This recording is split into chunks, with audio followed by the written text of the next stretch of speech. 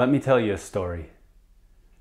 So I met this girl. She was sent to us for, I guess you'd call it rehabilitation. She got in trouble with the law because she was acting out too much, and they sent her to us so that we could try to help unpack some of the negative experiences she had so that she wouldn't freak out. She came from an interesting family. Her father was a Black Panther, and then at some point became a minister.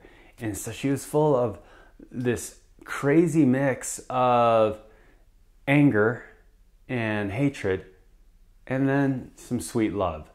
So, yeah, it's very confusing. She was really strong. I'm not talking about your normal teenage kids strong. I remember walking in a room once, and I hear from the corner, "Dennis! Dennis!"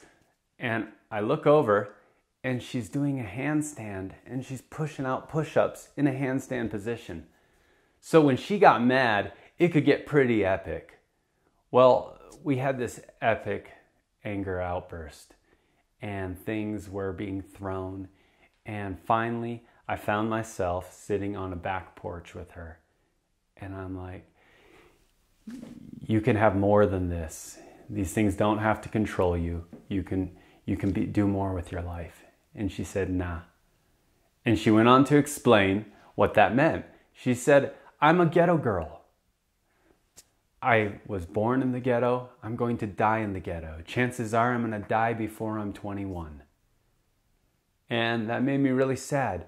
And for some reason, this girl was carrying an identity that was going to cripple her for the rest of her life unless she built a new one. And that brings us to third culture kids.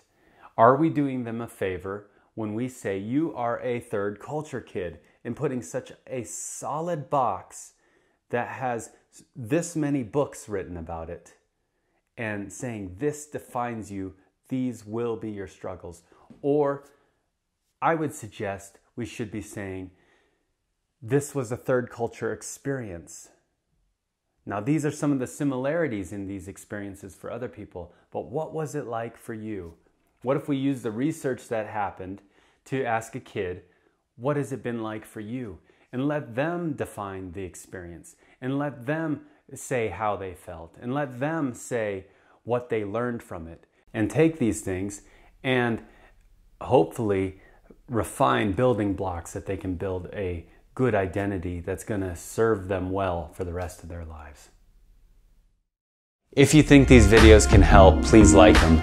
If you would like to see more, subscribe. And if you have thoughts that you can add or things you'd like to see, please leave a comment.